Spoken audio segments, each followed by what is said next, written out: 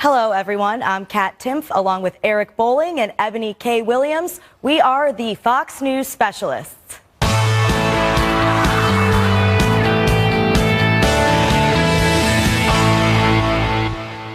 Monday's horrific suicide bombing by Salman Abedi in Manchester looking like a much bigger conspiracy.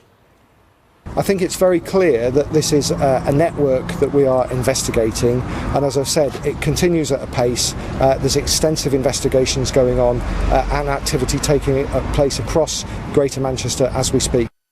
With fresh raids underway, UK law enforcement has now arrested at least 6 people in connection with the bombing, including Abedi's older brother. Officials say the British-born Abedi was already known to UK authorities, and Fox News is now reporting that Abedi spent 3 weeks in Libya prior to the bombing. He returned to England just days before the Ariana Grande concert. Meanwhile, in Libya, officials have arrested Abedi's father and younger brother on suspicion of links to ISIS. Yeah, so that's obviously not good. And in Europe, they seem to have problems with communication when it comes to their different agencies communicating with each other when it comes to spotting terrorism. I'm actually blown away what's going on today and yesterday and today. Yesterday, we ran a soundbite of Katty Kay on my friend's Morning Joe Scarborough show, and she said this: Europe is getting used to attacks like this, Mika, and she's talking to Mika Brzezinski. We have to, because we are never going to be able to totally wipe this out. Now, Katty Kay is a reporter for the BBC in London, in Europe. That's disturbing enough, but today, maybe yesterday afternoon or this morning, Andy Burnham, the mayor of Manchester, came out and said this: we're grieving today, but we're strong. Today will be business as usual as far as possible in our great city.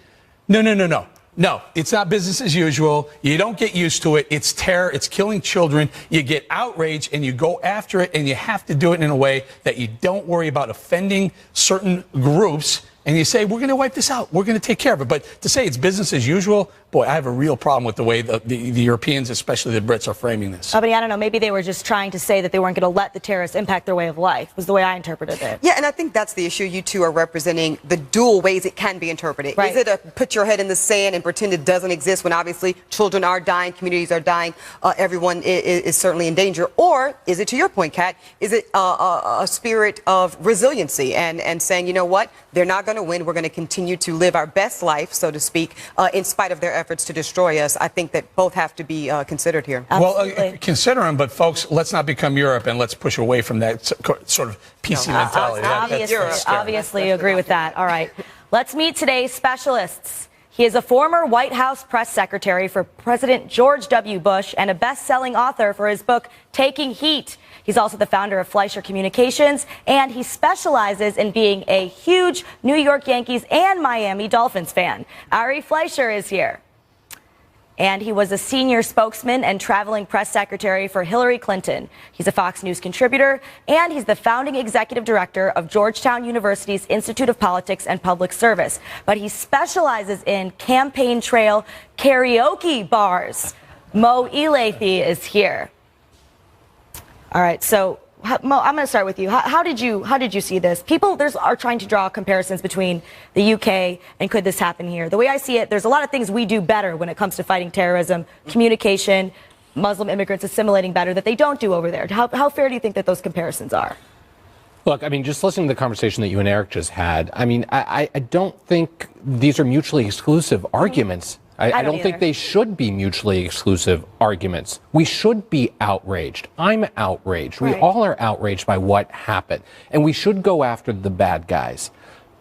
But that doesn't mean we should slow down our way of life. That's what they want to do. They want to disrupt us. Ari will remember this. I remember President Bush in the days following 9/11 taking a very strong tack in talking about going after the terrorists, but also saying they are not going to slow us down as Americans. We are going to continue to live our lives. He stood on that pile of rubble, and I was there. I was there for that. Yeah. He stood with the megaphone, and Ari, correct me if I'm wrong, and he said, we're coming after you.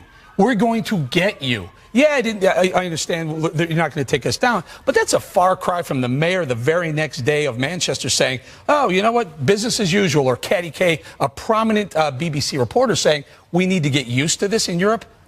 No way, not here. Not New York, not the United States. Yeah, the of other America. part of the narrative I think is missing. There is a crucial bifurcation you have to make here. It is fully appropriate for the public to say, we want to get on with our lives, we want to have business as usual.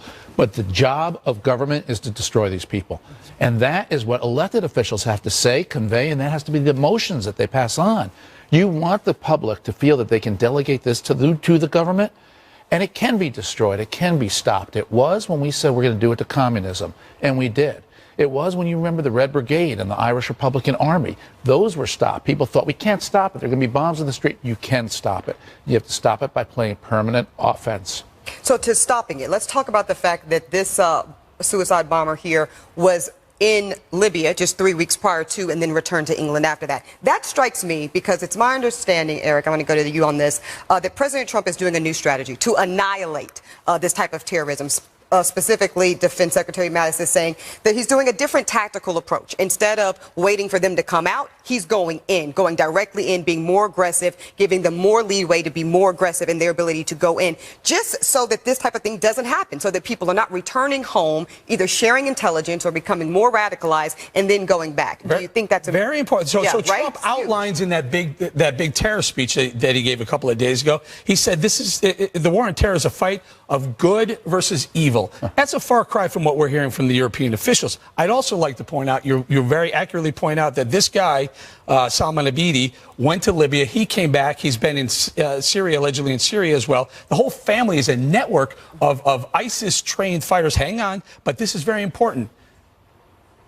One of Trump's travel moratorium countries is Libya. So when he says, let's hold off before we just indiscriminately let people come in from Libya, let's make sure, let's extreme vet them so we don't have Abedis coming to New York instead of Manchester. I certainly have no problem with extreme vetting, but it's important to give ourselves credit, our leaders credit, for the fact that this hasn't happened here, that since 9/11, every single deadly Islamic terrorist attack has been by someone who was here legally or was a citizen. We do seem to be doing a good job of communicating. Our state, our federal, our local governments communicate with each other about these sorts of things the way that they just simply aren't in Europe. So that does have a lot to do with it, too, as well as assimilation.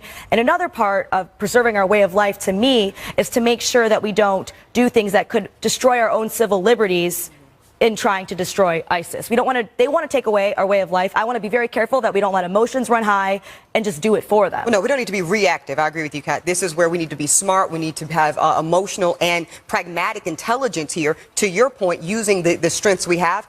Look, this was a place I was continuously criticizing President Obama around. I didn't think there was enough aggression on this issue of terror, for sure. So for all of the criticisms I have for President Trump, this is a place where I commend him. I commend him for saying, you know what, they're not a JV team. We're going to annihilate. Can we point something out, though? And Ari, correct me if I'm wrong. President Obama was looking to substantially increase our the acceptance of refugees, the program. He went from, I think it was 116,000 in his last year. Hillary Clinton was looking for 400,000 or 500,000 refugees to take on.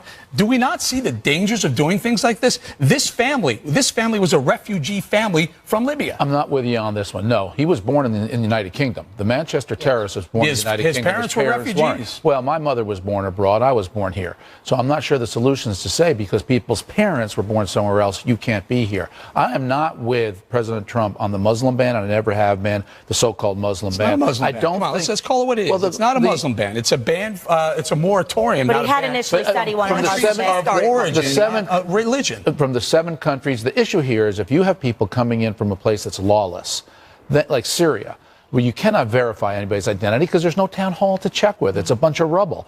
People can assume an alternative identification and no one can catch them. That's legitimate. Stop people coming from lawless places. But places where there is a rule of law, even if it's a Muslim country, if it's a Muslim country, that in itself is not a basis to ban people. The majority of the refugees that we took in 2016, 116,000, I think the biggest feeder was Syria. Well, Syria, I've made the distinction on Syria. And none of them have killed anyone in a terrorist attack, might add. Might add that. Libya, all the refugees we took in, none of them have killed anyone in a terrorist attack. Yeah, but again, we are 5 times the size of Germany as a country, and we took in 1/10 of the number of refugees that Germany wants to take in. This is what I'm talking about. So we don't become Germany. What I'm But saying. we So don't become but- Germany, yeah, right? but The that's solution- what Trump is trying I want to to get. I want to get. I want to get. Yeah, Mo no, in I here. think part of the problem is what we're not talking about is what happens in these refugee camps when we're not pulling people out. Now, I'm not saying open the doors wide open, come one, come all, right? We have a very strong vetting system for the refugees that the United States brings in, and we got to give our law enforcement, our immigration folks, and Homeland Security all the credit that they deserve for that. But these refugee camps are prime recruiting territory for ISIS, for terrorists. If we can, through vetting, help people get out of that and get back on their feet, and what we have seen is that they have become productive members of our society. The ones, they're not out there causing trouble. They're not out there creating terror attacks. There's got to be a middle ground here rather than all or nothing. Or, Mo, there's a stronger defense, and that is intelligence. The issue is not going to be solved through refugee vetting or through not allowing some countries in or not to come in. The issue is how aggressive are we with our intelligence gathering and operations. And this is where Edward Snowden has done irreparable damage to the United States and the critics of the NSA have. These are the programs that you have to have in an open, tolerant, welcoming, inclusive country, which is what the United States is. And that has to be married to a tough intelligence operation to gather information on the people who take advantage of our generosity and would do us harm. And I think what you just said is important. They have to be married to one another, right? Too much of the conversation right now is either or. It's this or it's this. The reality is if we're going to take on terrorism, we have to have it all. We have to be able to use intelligence. We have to be open and compassionate where it makes sense. We have to have the vetting. We have to have strong military, strong diplomatic, Intelligence strong within economic constitutional leverage. Here's the problem with what you're saying. Europe has historically open borders within the countries. We've talked about that ad nauseum. There are also countries within Europe who are willing to be more aggressive taking on refugees. And as Ari astutely points out, you don't know where a vast majority of these people come from. They don't have educational records. They don't have work records. They don't have prison records. They just show up and they're able to come in. Some of our leaders, Hillary Clinton was looking to quadruple or multiply by 5 the number of refugees we were willing to take. That becomes very dangerous because there is no way to vet who these But we don't want to equate all refugees, though, Eric, with that type of risk, because we know that's not true. Not all refugees represent the type of risk. This is where we have to be smart and target those that we do. Again, going back to accurate criminal profiling, not religious or racial profiling. Absolutely. All right. President Trump arriving in Belgium, preparing to rally NATO members to up the ante against ISIS. We're coming right back. President Trump hitting the 4th leg of his inaugural foreign trip in Belgium today, arriving in advance of a high-stakes NATO summit. The president will reportedly endorse NATO's mutual aid pledge for the first time and rally efforts to combat radical Islamic terror after the Manchester attack.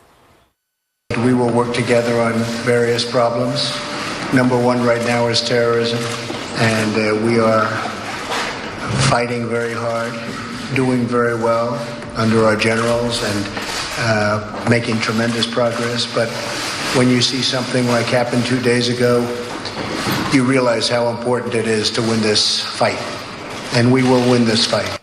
All right, how comforting do you think that type of language coming out of the president is for those who were nervous and skeptical when early on we saw then candidate Trump talking about his skepticism around how beneficial NATO was to America at this point and how some people weren't carrying their weight? Well, I'm not really interested in being comforting to our West European allies. I'm interested in getting things done.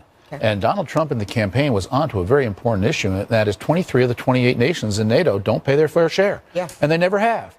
They take advantage of us. There are only 5 nations in NATO that pay, and it's the United States, United Kingdom, as always. We're in excess of 2%. UK is. Estonia, Poland, and Greece.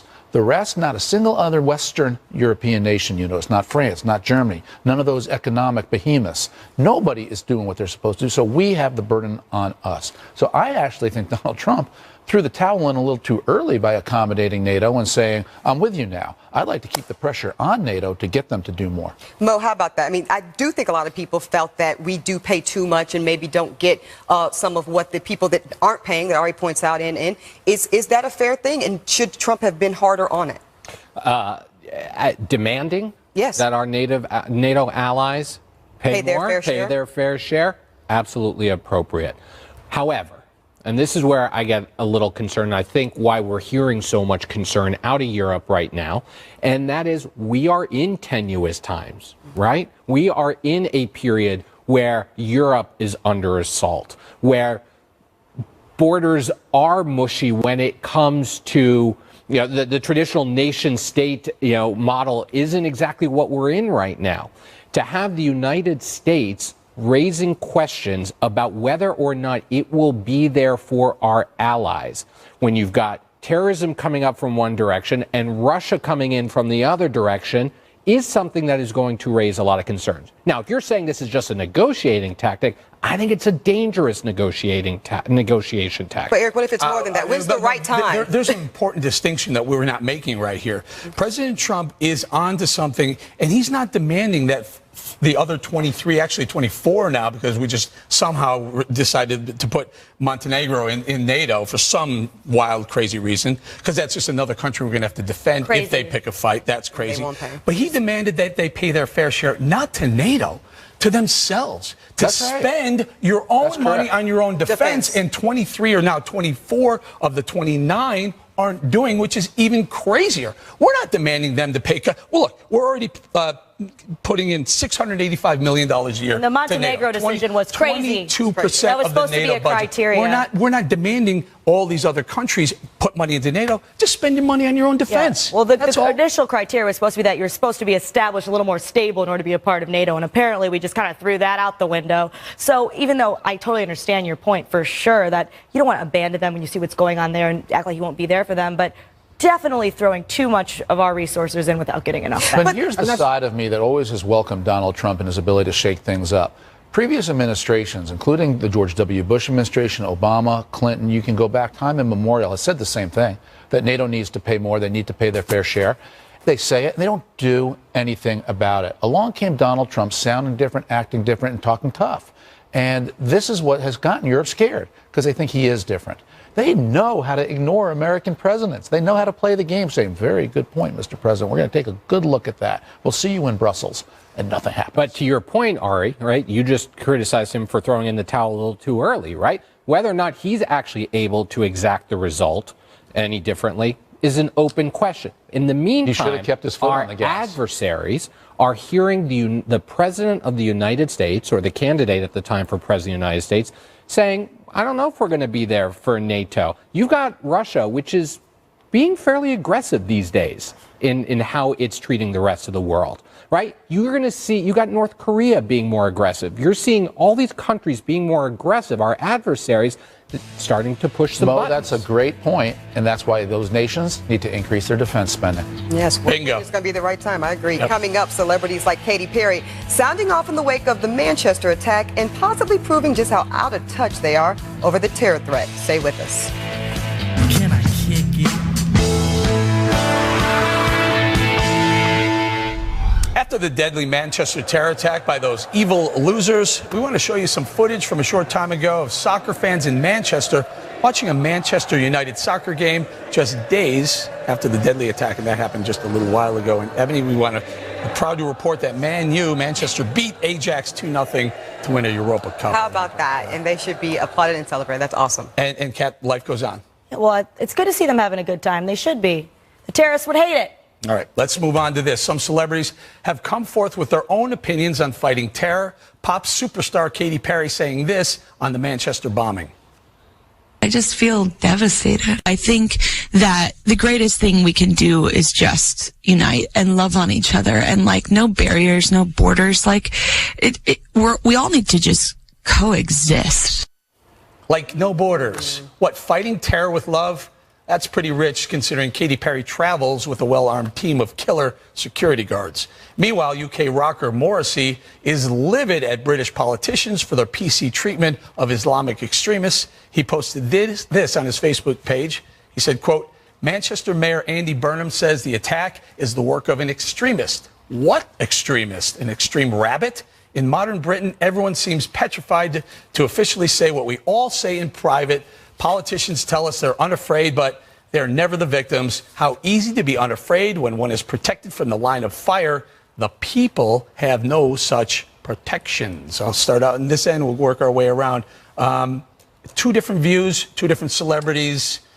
What are your thoughts? You know, I try to stay clear of what celebrities think. They often don't think Good too idea. much. But, you know, Hollywood, I'm glad in some ways they're in charge of our dreams and our hopes. I'm glad they have nothing to do with our reality. Let them be aspirational. Let them dream.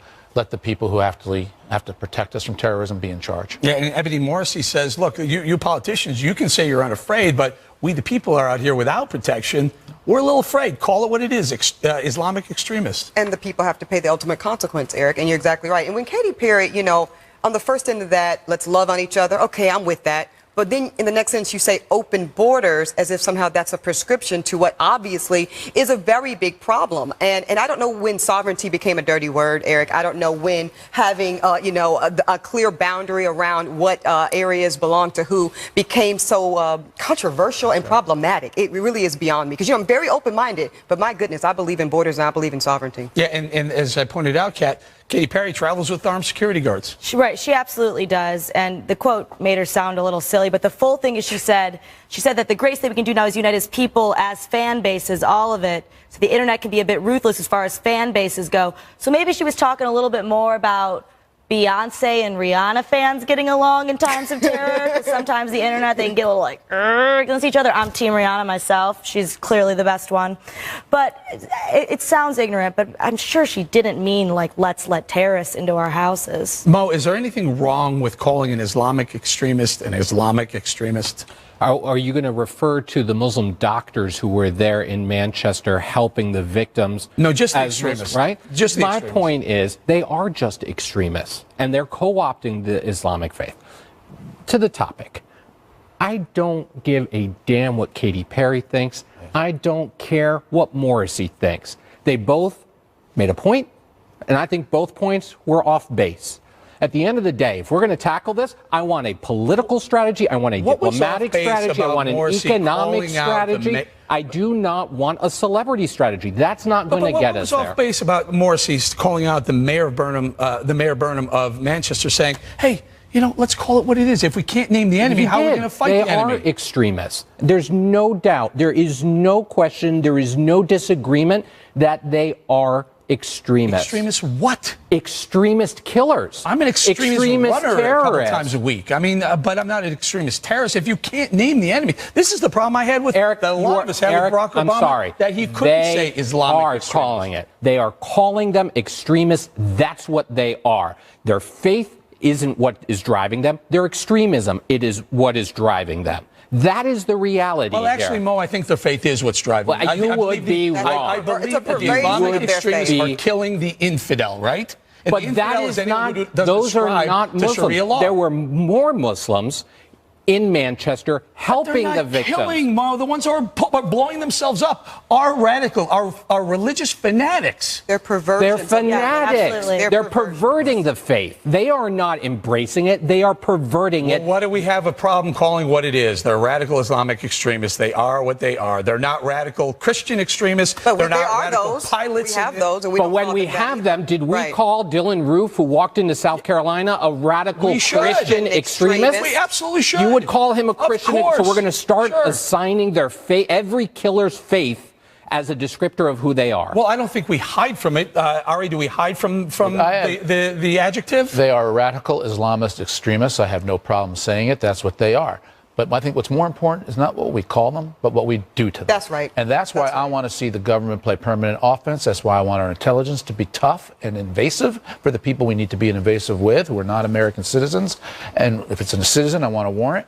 But this is where we have to fight this as a military operation. We have to get our allies to pay what they need to, and we have to be far more aggressive than we've been. You can call it whatever you want. Can I read this? Political correctness has played a role in making it harder, though. If you look at something like San Bernardino, where the neighbors saw things that they were afraid to say because they were worried about being called Islamophobic. Political correctness has In that aided sense, it did. terrorists in one bit in one. Allow me to literally read did from in the San Bernardino. USA Today, which is by no means a right-wing or conservative publication. USA reports that the, quote, U.S.-led coalition has increased the number of bombs dropped on the Islamic State by 50% this year, saying the increase comes as President Trump has given battlefield commanders more authority to approve airstrikes and raids. Yeah. If you can call it what it is, you can attack it and you can go after it and you can kill it. And if you play PC and political, you're never going to do it. You know, the real example of this was that school child in Texas who made a class project in a science class. Clock boy? Yeah, clock boy. Yeah. And somebody turned him in. Now, when that happens, if you have a question, turn him in. Let the authorities judge what happens, right or wrong. But don't invite him to the White House, make a big deal of him, and say to people, you are wrong to have questions and raise them. I don't have a problem calling it Islamic extreme terrorist, Eve, but here's the thing. That doesn't get rid of it by itself. We got to do more. Okay, we'll leave it right there. President Trump hiring a top private attorney for the Russia investigation. Will it help beat back the left-wing mob hell-bent on taking him down? Ebony's docket is on the case. Next. Welcome back to the Fox News Specialist. Our specialists today are Ari Fleischer and Mo Elleithee. Let's continue the conversation with the docket. Now, typically, people use the phrase lawyer up as a pejorative or negative thing. And frankly, I think that's unfortunate and silly. Retaining a skilled legal representative is always a good idea because it's better to be safe than to be sorry. I maintain that position under all circumstances. And therefore, the news that President Trump is reportedly lawyering up by hiring attorney Mark Kasowitz to advise him pending the Russia probe doesn't bother me one bit. The Sixth Amendment right to counsel is imperative, and all Americans should feel free to exercise it at any time without presumptions of guilt or wrongdoing. President Trump is being very smart to bring Kasowitz in at this point, because as the investigation continues, the White House counsel, well, they represent the office of the presidency, but not Donald J. Trump, the man. So as the investigation plays out and the campaign or Mr. Trump himself becomes a potential target, things could get complicated. What's protected? What's not? What's privileged? Whose interests are really being represented? The government has smartly brought in independent counsel, so it's only fitting and appropriate that President Trump has done the same thing. Any objections from the table? Anybody have a problem? Overruled if there are. Are you a lawyer? 100% right. I thought so. A little bit. I even wrote that myself. Yes. No, that is perfect sense. Thank you. And I can only tell you, as somebody who stood at that podium in the White House, you want to have another unit inside the White House to handle this issue. Yeah. And you want it for two reasons. One is you want the briefing room where you're talking to be about substance and the president's policies, repeal and replace of Obamacare, the tax cuts, things of that nature. Yes. But you also don't want a subpoena. And this is the old Mike McCurry rule, President Clinton's press secretary. If I have to go to the president and say, Mr. President, I'm getting asked these questions about the investigation, what should I say? I then become a witness. Yep. And then the prosecution can come after me if there is one, or even as they just gather facts. And then do I have to lawyer up, separate it, have a counsel's unit that handles it, and let the government be the government? Absolutely. Mo, your take on I don't disagree. I think it is smart for the president, given everything that's going on, to have his own counsel. I think, frankly, the White House counsel has become part of the story, right? With the information that's come out about how Sally Yates went to him and gave him this information, and now he's part of the story. So having a separate unit to work with the president on this makes a lot of sense. Okay. And his choice of who he picked was very, very Trump of him, right? He has these people that he has around him that he trusts, and that's the most important thing to him. Doesn't matter what specialty, this or that. Trust this guy, this is my lawyer, and he's going to let him handle it. And I think that the way he's been handling this in general lately, kind of just not weighing in one way or another, is what he should have started doing a while ago, and I'm glad to see him doing it now. Butler. Very importantly, Charlie Gasparino broke the story yesterday that it was going to be this Mark Kasowitz. Mark Kasowitz, according to Gasparino, also people close to Kasowitz have said that he believes it's complete BS, this whole charade that's going on. That's the lawyer speaking, allegedly, again, according to Gasparino. Well, one would hope the president's lawyer. He would hire someone that feels that way. But then he goes a little bit further and says his statements to Comey, for example, I hope he drops the charges, were not direct edicts, but rather expressed opinion, and that's something you might weigh in on. Yeah, absolutely. And, I've spoke many times on this show about the specific intent requirement. That's got to be there if you're going to even move forward with an obstruction charge. It's going to be incumbent on the president's counsel to say, you know what, at best, if there was a conversation with Comey, whatever he said was suggestive. His intentionality was not to impede or to thwart any proceeding or investigation. That will be certainly that argument. But here's another legal story for you guys on the docket. In a memo out on Monday, AG Jeff Sessions tried to clarify the administration's sanctuary city injunction. Now, it's clear from the president's original order and from Sessions' new memo that the attempt is to incentivize local cooperation with federal immigration efforts by cutting funding to what the White House is calling a few small grants. But the question remains, is this effort legal? Mo, I'm going to come to you on this. Lots of controversy around the notion of sanctuary cities and this issue of funding. Now, traditionally, constitutionally, it's Congress that delegates how money is spent with our government. Do you take issue at all with this executive order? Yeah, I do. Now, I'm not a legal expert, so I'm going to... Everybody can't be, Mo. Don't worry about it. Yeah, defer to you and other people smarter than I on the legality of it. I do think you're right. Constitutionally, it's up to the Congress, not to the executive. But I also think that this is just as much a political discussion as it is a legal one. And the political lines are very clear in why each side is saying and doing what it's saying, right? In these cities where there are large numbers of immigrants, in cities that tend to vote more Democratic, cities where there is so much resistance to the president's whole approach to immigration, it makes sense from a political perspective why the mayors are saying and doing what they are saying, and they've got a support of the majority of their residents. For the president to take them on makes sense for his constituency. Whether or not this becomes a legal battle, well, it's clearly becoming a legal battle, and I think the question of who's got the authority, right? But the political battle lines, no matter how the courts rule on this, each side is going to claim some level of political victory. This is everything that's wrong with politics. It's not that it makes sense because the city mayors represent Democrats and Trump represents Republicans. What makes sense is that we have a nation that has the rule of law. And we're nations of laws and not men. I don't have the right to pick and choose what laws I decide are morally right for me to obey and disobey. Mayors don't have that right. Governors don't have that right. This is the glue that holds us together as a country. And when a city just decides unilaterally, we will be a sanctuary city because we want it to be, we will violate a federal law because we choose to do so, because we think morally we know better and we're wiser, it is an unraveling of what this country stands for. No, if you don't like a law, change the law, but obey the law until then. That's my problem with sanctuary cities. Well, the country also stands for federalism, which says that the federal government can't force local governments to do its bidding, including when you're talking about immigration. Well, and that's the other problem, right? The other problem is the federal government telling these local police departments to go in there and make these raids and do these things that should be the federal government's job. No, what they're saying is after you arrest somebody, let us know if you're going to release them so we can come get them. We have a warrant for them. They can't force the cities aren't doing that. See, this is the great, you guys, this is like the Supreme Court right here. This is the cross-jurisdictional arguments that the Supreme Court will have. I'm going to defer to Ari Fleischer. I agree wholeheartedly with what Ari just said. So, all right, concurrent from bowling on that one. President Trump's budget aiming to rein in out-of-control government spending and debt. But apparently, it's so offensive to some Dems that even Hillary Clinton can't stay silent. Don't go away.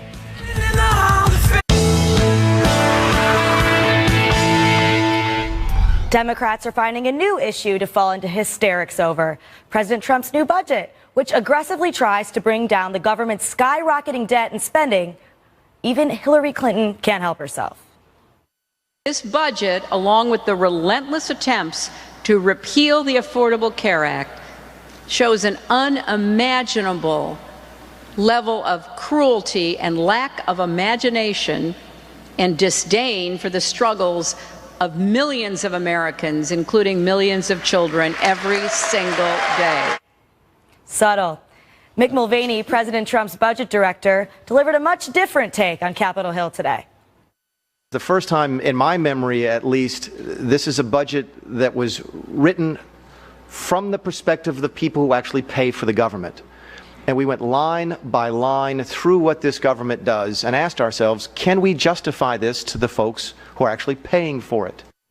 Exactly. I'm so sick of these kind of hysterics when it comes to cutting anything ever. We're bringing down most of these programs to, the mid-2000s level, and they're acting like we're just stripping everything away, and everybody really needs to calm down. Can I throw something in here? This is a conservative's dream budget. You have increase in spending for military, for defense, for homeland security, and for veterans affairs. And get this, the EPA is gutted at 30% drop in spending. Labor, 20% drop. State Department, 29%. Conservatives like this. So all day long before, while this was being mashed out on TV, the left was saying, this can't happen. This budget doesn't do what it says it's going to do because you'll never get 3% growth. And they're hung up on 3% growth. Let me tell you a little bit about growth.